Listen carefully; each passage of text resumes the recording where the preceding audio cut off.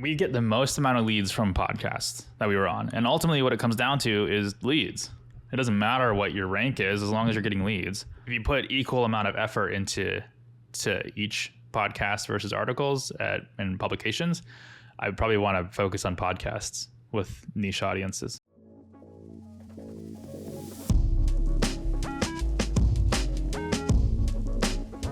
Couldn't even hear your clap. No, but it was there. Are those like the copper ones? You know what I mean? Where they say they're copper or whatever. They just look like it. I don't know if they are at all, but no, they're just like little. They have like these little. I don't think there's copper in them. I'm not gonna focus, but they look like the ones that they have at the Walmart as seen on TV. Oh, like near the front.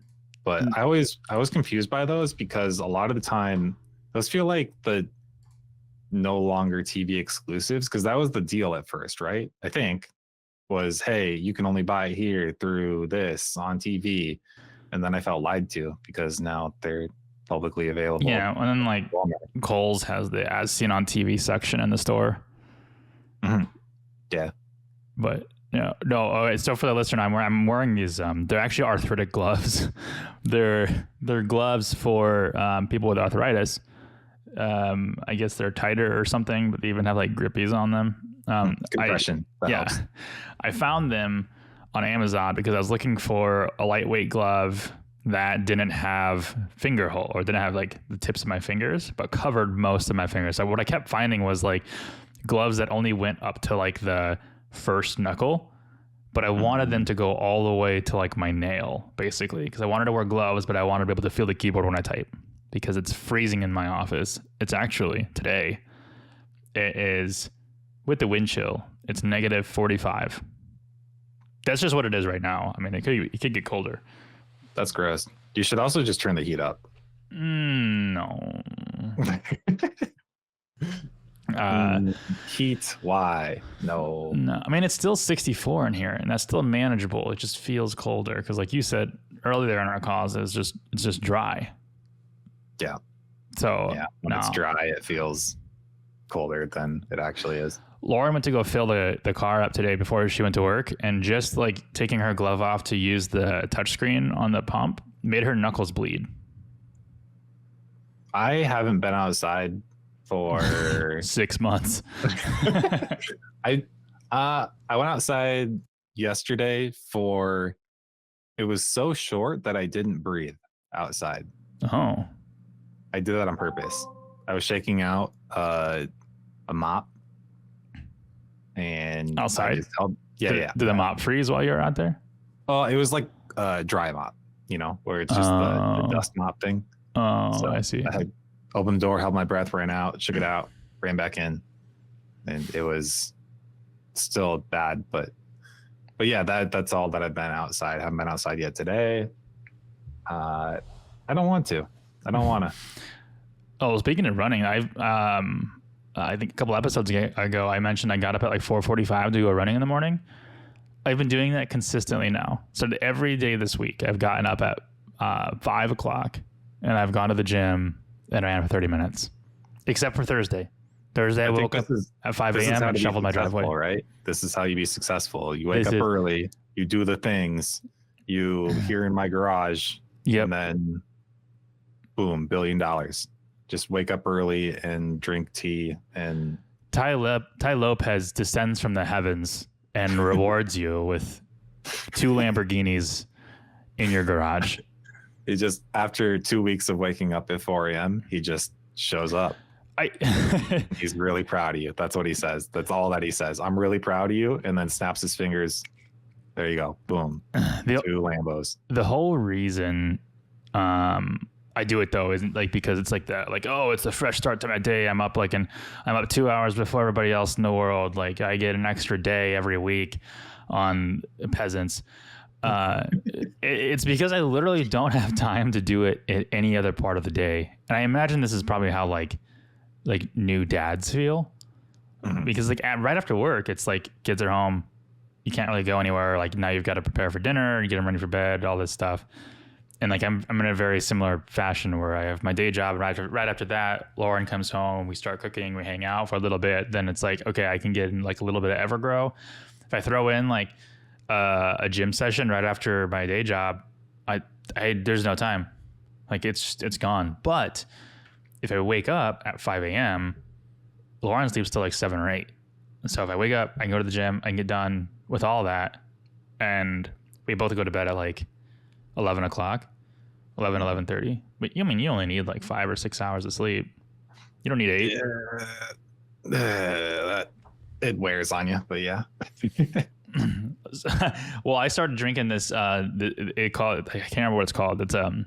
It's early bird cocktail. It's basically like a pre-workout, but not.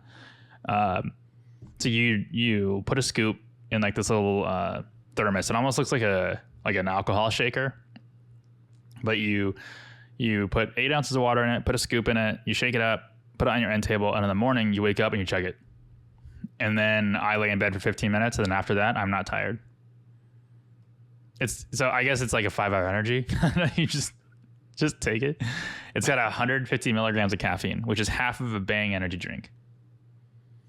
That I would not sleep for. But that's the goal. But the benefit of it though is that it's not like coffee where it's like a slow release of caffeine over time. It's just like boom. And there's also like electrolytes and other stuff in it that's supposed to be good. Yeah. No, I get what you mean though about the waking up. I see it either way, right? You either stay up late, no matter what, you're sleeping less. If you're wanting to do all the things, and you either stay up late or you wake up early. And I still am a late bird. It's just, I can force myself to stay up. I can't force myself to wake up. Yeah. It's much easier to do it that way than the other. I never got the argument that people should wake up early because they're awake when everybody's sleeping and like they've had a better start to their day. I'm like, how is that any different than somebody just staying up later? Like, yeah. Okay, they get to wrap up more things, you know? Well, yeah, and this is one argument I think is good and valid and makes sense for most people. And so it's, if you got your day job and you have a side hustle, why would you do your best at your day job and then do the leftovers for your side hustle? Like if you want to be prioritizing it, then you should be working first on your side hustle. So that's why you wake up early so that your leftovers go to your day job. But it never worked for me. The only hack, I've written about this before too. The only hack that I really believed in and worked for me was and it was actually from Malin Darius. He's an affiliate, a paid affiliate. He called it the second morning. And the idea is that when you get home, assuming you come home from your day job, wherever you wrote about this, didn't you? Yeah. You treat it like you just woke up again. You get in the shower, you make yourself coffee, you get dressed as if you're going to work. You just repeat the process of getting prepared to go to work. And then you kind of mentally trick yourself into getting into that mental place again so you can work. You're doing it for like 2 weeks and you're like, man, I've been doing laundry twice as much. Yeah. And I guess I didn't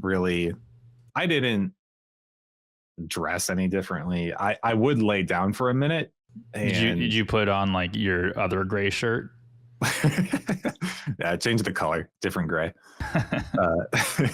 I'd lay down, I'd wake up, do a shower, brush my teeth, the whole shebang, and then sit down with a drink, and pretend like I was starting all over again. Worked pretty well for me. Yeah, you did that in like 2019.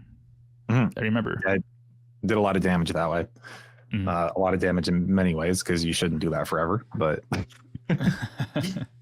as I have porcelain wrists now and a $400 keyboard, but whatever. Yeah, well, I don't. Anyway. So today we're 2 days away from the big day, from Christmas, as traditionalists refer to it. So I figured we did a Thanksgiving episode, we did a holiday one. I figured we'll do one that is semi-Christmas oriented. Really, we're not. It's really nothing. It's just our gift to you. It's not like where I'm not going to have like jingle bells playing in the background or anything. It's nothing. You're welcome. Yeah, you're welcome. I mentioned it. That was topical relevance right there. And now we're moving on. So we were going to talk about our biggest game changers for us in business, and hopefully this is a really good gift for you on what we found was the most impactful for us, and then maybe you can implement them in your business faster than we did. But I'll start it off with number one. I think the biggest game changer for me was adding you as a partner. We've actually we talked about this in a previous episode of Why You Should Partner, but it's mostly because you offered a different insight and service to what I wanted to offer that just made what I was good at, which was SEO, better. And that was your PPC skills. So once we were able to combine those powers and create the Evergrow Megazord, it was unstoppable. Yeah. But it was also like you changing like the boutique services that I had kind of outlined into productized services. And like, I don't consider that like fundamentally changing on its own. That was the change was bringing you on, and then you doing that. And then I'd say the inverse too, though, is I didn't, and I wouldn't do this. I've said that before. I wouldn't do this on my own. I wouldn't. You have tenacity that I don't alone. I'm not really a resilient person. I wouldn't describe myself that way, but having a partner definitely, when you're accountable to someone else, then it builds resilience. So that's how I see it on my end anyway. But sorry, what I interrupted. You were saying more. I have no idea. I thought your interruption was appropriate. Oh, thanks. We're very polite today. Partners. All right. Number two, what you got? Getting featured in industry publications. So this happened shortly after we started our partnering talks. We hadn't quite partnered yet, but I got featured in Turf Magazine, which is a big industry publication for our industry in the landscaping community, with an article called, it was like 9 marketing tips to prepare your lawn care business for the spring. And if you type in lawn care marketing in 2022 or 2023, it's still within the first 10 results on Google. I just say that now because there are no pages on Google anymore. It's all infinite scroll. Yeah, they still got positioning, so we could say. I said first 10 positions. Nah. But yeah, like the first page, like the term first page of Google is like irrelevant now. No more pages. No, I accidentally. So I was scrolling through Google yesterday for some reason. I was trying to find something, and I was like, Jesus, when does this page end? And then I kept seeing like an ad like every 10 results. And I was like, oh, this is the new ads now. I wonder how like the positioning on ads are going to change. Yeah, and it already has some with how they've reported on it, and impression share for absolute top position versus just top position and that sort of stuff. And it's really nerdy stuff that doesn't ultimately matter that much. These things are going to keep changing. They're going to keep tweaking them, and whatever. I need to write an article. I'm disregarding what you said. I need to, my brain just shifted topics. I need to write an article about, or not an article. We should do a podcast episode about how to get featured in publications, like in depth, because ultimately this isn't a sponsored post. I didn't pay Turf Magazine to publish some crap that I wrote. And that's an important distinction too, because they're not only received differently, but recognized differently from Google. Well, it's even more important now with their link spam update that they just released this month, which is basically like any paid link, including guest posting, they're counting as spam.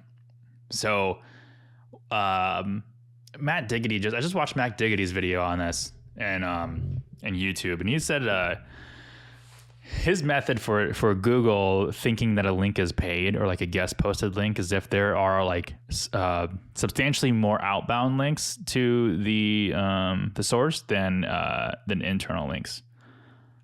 And he's like, if you divide them and on the site and there is a ratio of like 0.12, then you're safe. So I commented on the video and I was like, where are you getting the 0.12 number?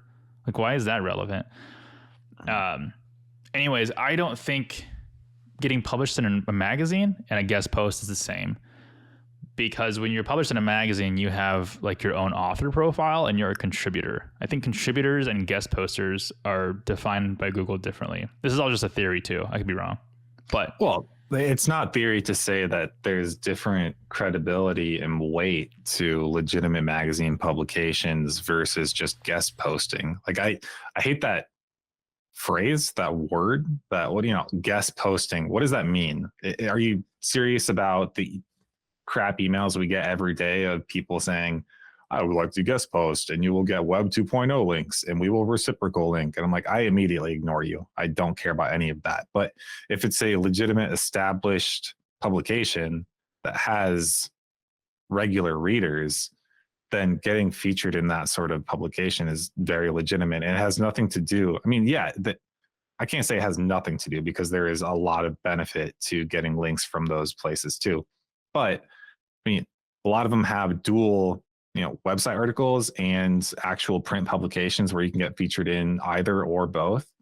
And people do read those and take action on those by themselves. It doesn't have to be purely about manipulating rank. It can just be actual simple outreach. And which is what we did. Like, actually, when we first started, I had no intention to rank for a landscaping marketing company. I didn't think that we were going to. I didn't think people were searching for that. I didn't even do. And actually, it really doesn't seem like a ton of people do search for that. But the ones that do are very intentional about it, and it's really how we've grown completely. But it's like the more time you do SEO, the more time you realize that I can't say SEO. Ads especially, you realize you hit a point where you run search ads where you just stop caring about the keyword planner entirely. You do no research. You just know intuitively that these keywords are good. We should target these. I don't care what the search volume is. This is what we'll go after. So I would say that too, for anybody who is thinking about, oh, well, can I start a marketing agency in this niche, or is this too far niche down? And I wouldn't put too much weight in like keyword planner research, because a lot of it doesn't show up and it's there. All they're saying is Google's just saying it's not worth your money, but that doesn't mean it's not worth going after and pursuing. Anyway, end rant. Yeah.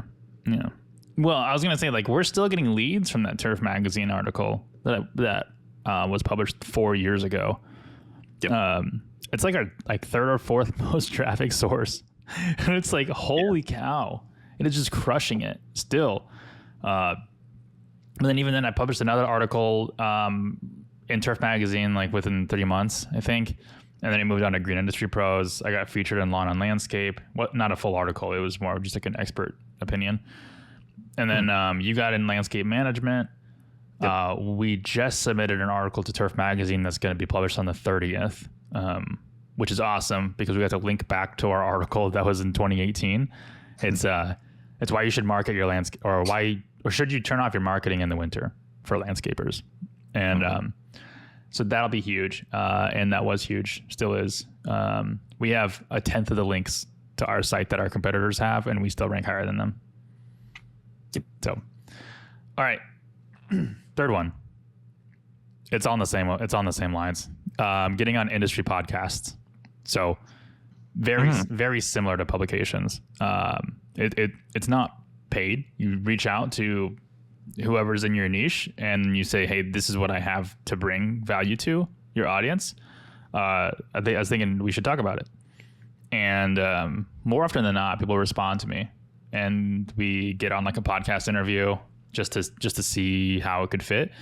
But in all of these situations, even like publishing or getting on with a publisher or getting on a podcast, you have to put an effort ahead of time. You can't just like jump on and say, we'll figure it out. Like, you've got to know what value you're going to provide and make sure that they haven't already covered whatever topic that you're going to be bringing. And when they see that you have already put in the work, then it's way easier to get featured on this stuff. And we'll have a full episode on this too, eventually. on how kind of what my method is. Because anytime there's a publication that you think we should get on, you're just like, all right, Jake, do the thing. I scope them out and then I tell you, hey, do what you do. Get us in there somehow. Yeah. Podcasts are cool. There is work that goes into it, but it's a different kind of work, and it could arguably be less work depending on your skill set compared to actually writing articles for other publications. So it's handy. And I would say too that with how much time you have to invest, it's not that hard. So really you can go after a lot of smaller podcasts and it's still worth your time because they'll have dedicated audiences. So yeah, that's a cool the only drawback to podcasts is you don't get like a good link, but if you're just trying to get clients, you don't need the link. I mean, we get the most amount of leads from podcasts that we were on, and ultimately what it comes down to is leads. It doesn't matter what your rank is as long as you're getting leads. So if you put equal amount of effort into each podcast versus articles and publications, I would probably want to focus on podcasts with niche audiences. Yeah, that's fair. Makes sense. The next one I had on my list was for you. This one was yours. Do you know what it is? Did I tell you or? Yeah, it's leaving your day job. I did say that. You did. Yeah. That was big. It was very strange. A lot of people want to really pimp it out and talk about it a ton. And I especially didn't because I just didn't feel great about it. Because it was very risky, especially at the time. We took on a bunch of work and it was very fight or flight. Because I remember just weeks, I think it was weeks before, I had told them, hey, I will most likely leave between this and this. And it was a multi-year range. No, I remember. No, you said it was in the spring. Because you said like, hey, the earliest you told me like the earliest you could leave was in like the fall. And then I remember you like coming back like a week later and you'd be like, I put in my 2 weeks. I was like, what? Well, yeah, because we got how many accounts at once? And it was very sink or swim. But we can't logistically do this in the time frame that we need to, unless something has to give. And that is the easiest for me at the time to give it a shot. And so, but I remember leaving and saying, I might be back. I don't know. This might not go great. And I remember hitting a year after that point and growing, our business growing, but also realizing and thinking, oh, yeah, no, this is legit enough that we're good. We're okay. And I think, do you mind sharing your salary discrepancy? I won't give full details. I took a cut for sure. And like a 50-60% cut. Oh yeah. As far as this is terrible traditional career advice. I would not recommend, if you don't have something else going on that is important to you that you're also pursuing, leaving your day job at 50% of your pay. I guess it wasn't 50. It was. Yeah, it was 50. Yeah, that was 20. I guess if we're looking at the monthly, yeah, there was a while there. I definitely was taking a risk and assuming that things were going to improve from there. But 50% when I jumped, that's definitely accurate. But I mean, closed out that year under, when was that 2 years ago now? 2021. It was right. It was spring in 2020, like so, March, I think. So this year I'll basically be even to what. So it's a little weird because I negotiated a pay reduction actually to go back to school at the same time. So here's something I don't recommend is having a day job, a side hustle, and going back to school. Don't do that. No. But that's also if you just wake up early. Just wake up at 4 a.m. and do it for 2 weeks and then get your Lambo and sell it and everything will be fine. Easy. Start a drop shipping store.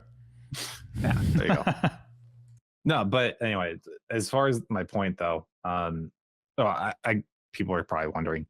So this year was near even, and then continue this trend and things will improve. And I think it's very situational. But the thing that I would say is that it didn't immediately give me confidence. It gave me the opportunity to build confidence and confidence and skills that I had either like avoided or didn't have experience in. How do you feel mentally? Like, how do you feel? Like, would you rather, you're even now, so would you rather, like, do you like this exponentially more than you liked working at that job, and like just being kind of a minion of theirs, or do you like this better? I like this significantly more. I don't know about exponentially. That sounds, I don't know. Just because I could, in the right circumstances, go back to doing that sort of thing. But I do like it exponentially more. But I think the big thing that people should know is that, to me, if you are in the middle, kind of like me, the only major selling point is controlling your time. You work more, you do, but I work more. Like, it's harder. It's way more emotional up and downs, which is like kind of exciting, but also strange. But being in charge of your time is very cool. Yeah, and not having to report to anybody. Yeah, Lauren sent an email to my Evergrow email, or she sent it from my Evergrow email, I think, to her email, and it was like mildly inappropriate. And I was like, what if my boss sees that? And she goes, you think Cody's going to see it? And I was like, hold up. You're calling Cody my boss? And she's like, she just goes, he's the boss. That's nice. I'll take it. It doesn't feel like it, but I'll take it. I like this phenomenally better, exponentially better.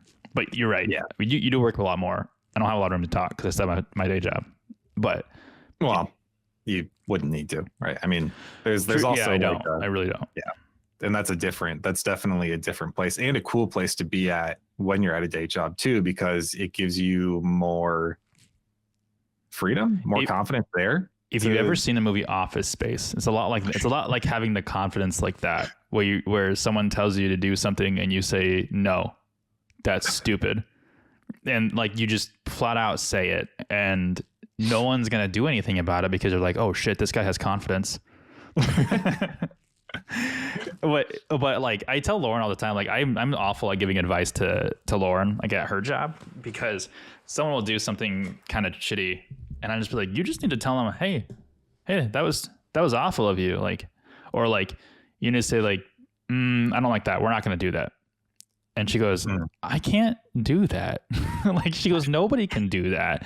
Only you can do that because you're in a unique situation where you don't need your job. Like, I want my job. I like my job. I like the people I work with. I like the companies I get to interact with and what we do from an industry standpoint. And I technically have equity in it, so I want to see it out. That's funny you say that though, because Jenny and I had a similar talk a while back about peer pressure at work, and not obvious peer pressure, but how you just sometimes feel obligated to do certain things or something. And she asked what my experience was like that. And I said, honestly, I would have to spend time thinking about it because it's been so long since I've had to feel that. Like, say I feel pressure from a client or something that is pushing us to do something we don't like or something like that, and my answer is just no, we don't work with them then. Like, there really isn't a ton of, and there could be self-imposed if we chose to be like that or do that sort of thing, but I guess it doesn't help that I'm not really a person who feels those sorts of things, but there's a big benefit to being in charge yourself, so that you get to decide a lot of that stuff, and you don't feel that any pressure does become self-imposed, because it stops at you. So you get to decide those things. I can't remember what it was, but there was somebody in one of these SEO groups, one of these marketing groups, where they were saying like, what do you guys do if if your client, or like their client, or like whoever was hiring them or paying them, they sent them like the agreement, and they screenshotted a portion of the agreement, and the agreement was like, you need to build, or you need to provide like 1,200 links to the site each month, and do XYZ, like very like structured SEO things that are like gray, black hat stuff. And then they're like, and this has to correlate to position or ranking increases. I'm like, this is weird. Like, first of all, if you know what you want to do for SEO, why are you not just doing it? Second, why are you also giving the person you're paying a goal in terms of ranking, but also telling them what to do, and then like judging them based off of that? Like, okay, the whole backlink thing, that's going to be dead after this algorithm finishes rolling out. So it's like, what now? They just, you're just going to fire them. So I remember commenting on it. They're like, what do you guys think about this? And I was like, what do I think about that? I want to work with them. I just been like, no, not going to do it. Which leads me to that next point. So this one was me, which was a big game changer for us is being really strict about who we partner with. And when you first start, you don't really have the luxury of being strict, especially if you're just trying to build a foundation. You have to give away things if you don't have a portfolio, and you have to get some work under your belt. And that's kind of where we were at when you jumped ship, which was we weren't very strict with who we signed up with, and we didn't have an onboarding limit. It was just like anybody who signed up with us, we would take it because it was money in the pocket. And also you left your day job, which means we needed money in the bank. I remember offering like, hey, if you want to take like 75%, because this is your sole source of income, you can, but you refused. Like an idiot. No, I don't know. I could see why people would want to do those sorts of things, but that's something that we've never really done, just because I think we're equal. You've said it before. We're equal contributors, and that's just what it is. So I think I said we our 50% is based off of each of our value, not the amount of work that we put in. So like because sometimes you're putting in like 50 hours a week, and that same week I'm putting in 10 hours a week, or maybe nothing at all. But yeah, especially with going back to school for me, right? Yeah. There are you experience it every time I go on a break, where throughout the semester I'm treading water, like barely breathing, and then the second we hit a break, I'm up until like 3 a.m. and I'm getting so much done, and it feels awesome. And I imagine you and everybody else is just like, man, would you just chill out for a second? Because I'm not saying my 10 hours a week equals your 50 hour a week, but it does sound like that. No, yeah, you do crank those out. But then there are also those weeks that I'm just like getting so much done. Like no, we just alternate. Yeah. It would be very hard to try and facilitate that because of the lifestyles that we have too. And we both just never really wanted to. I could see how that could be a big issue for some people, but also partner with someone you can trust. I don't know. What else can you say? Yeah, like this week, including clients. Like just this week, it was essentially closing a sale, getting us published in Turf Magazine, and then also setting up a podcast interview. in a niche podcast. So there's just a lot of outreach going on. Whereas I've just spent 20 hours staring at Google or Looker Studio. Looker, what a stupid name. Yeah. They should be ashamed of themselves. Yeah, we're gonna take on the moniker of Looker Studio. Why? I feel like less people know what that is. And it was in the name before. It was Google Data Studio, right? I mean, it was Data Studio, but people said Google, and now it's just Looker Studio. It's not Google Looker Studio. I don't hear that. People aren't saying that. I don't know. Anyway, I'll shut up. What's the next one? You got something? Yeah. This next, well, I think you can chime in a lot on this one, but this next one was templating websites. I think this was out of all the game changers. If you were like to weight them, I think this was the biggest one for us, like together. Yeah, I would have had a heart attack if that hadn't happened. Legit. I would have been put in the hospital, if not dead, because it was just, and that was months of poring over it. And makes me real. I like product development. It's a fun thing, but, and it totally revolutionized the game, I guess you could say. And it's been awesome. We weren't tracking how long we were taking to build sites early in the business ventures, because we were all building them custom or like semi-custom. Like we would take pages from different sites we built and just duplicate them. But then we got to the point where we're like, hey, we should build like an actual template website with its own domain, have all the plugins and everything set up right. And then when we sign on a new client, we just port the template site over, change out the name, the content, and the images, and then we're good to go. And you worked on that for quite a while. And then when it launched, I remember because we had started tracking like regular website build times. And when it was just you and I, or just you and me, sorry, objective pronoun. I'd say you and I always get that one wrong. Yeah, you and me. And it was taking us like 40 to 60 hours to build a site. Because we were using Clockify.me. It's a free time tracking app and website. But I remember when we first launched the template, and it was me building. It was me and Courtney building the site on the new template, right? Yeah. Okay. And when the site launched, we spent 20 hours, and we're like, we just knocked this down in half for the time that it took to build the site, and it was better too. So from there, I knew that we weren't going to have another spring of 21.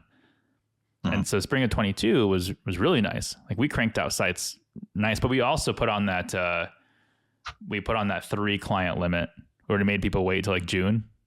Yep.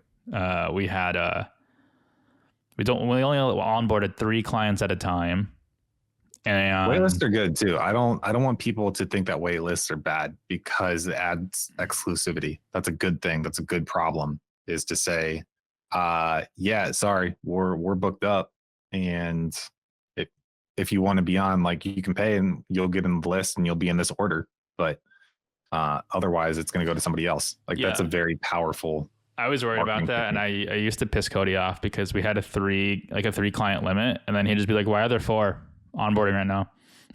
And I'm like, but I'm the sales guy, so like I have to try to make a sale. That's my job. But I'm also the owner and the operator, so I have to kind of abide by the rules too. But we did end up having the wait list, and starting in like February, I change the month every time I tell the story. Starting in February, we had a wait list until June. Basically, someone would come up to us and say, I want to get started. I'm like, okay, well, we've got a wait list to June.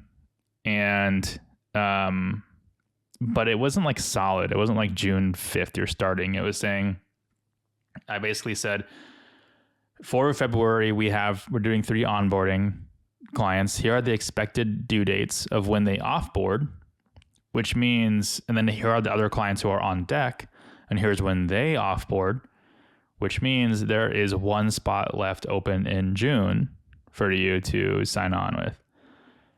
And March of 22 or spring of 22 was just so much better and smoother. But now we're doubling that limit, right? Are we doing 6? Let's talk about it later. Cody says no. He says we can do 3.5. All right. Templating sites. If you have a productized service, figure out how to template it. I was listening to a podcast, the agency growth podcast. I think it was them. The guys who do ZenPilot, who owns ZenPilot. I can't remember. But they were talking to somebody who they can crank out websites in 5 hours. It's impressive. I also feel like it's duplicated content. Oh, it'd have to be, right? At that point. Yeah. Or it's like 3-page websites. Or using bots. I don't know. That's cool. It's impressive, but that's tough. All right. The next one I have is one we just covered, I think 2 weeks ago, which is hiring the right people. Mm-hmm. So, well, important. In the magic of the podcasting world, it was actually one we did last week, but it aired 2 weeks ago from when this podcast episode will air. That was some, I had to do some thinking to figure out that one. But no, it's hiring the right people was huge for us because we hired I don't want to say we hired the wrong person. We hired the wrong role. For sure. I think it's easiest just to say we were learning and didn't yet know the finer details of what we needed. Because I wouldn't say we hired the wrong person either. I think we learned along the way. I said it before that I've never wanted to be a manager, and I've intentionally and purposefully avoided manager roles. So this is kind of my first experience with doing that sort of thing. And because of that, I'm learning more and more about what's reasonable to expect from people,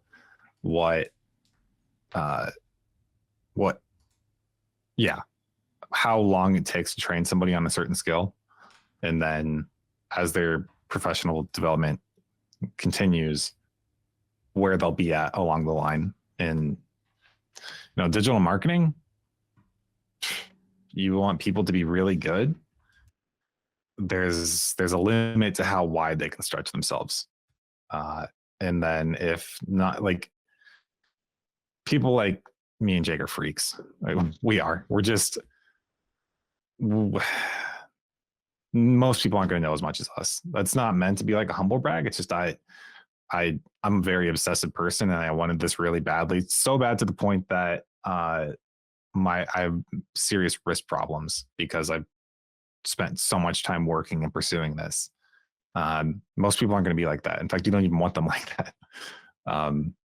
But yeah, so hiring the right kind of people, though, I think is important. And then knowing how to treat them right, that sort of stuff, just all around experience with management.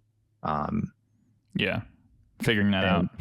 When we came around to the second hires, like, we knew, hey, we can't be as lenient anymore. Like, can't be as lenient. Got to be, and then on our side, it's be more detailed with expectations, that sort of thing. Yeah. Mm-hmm.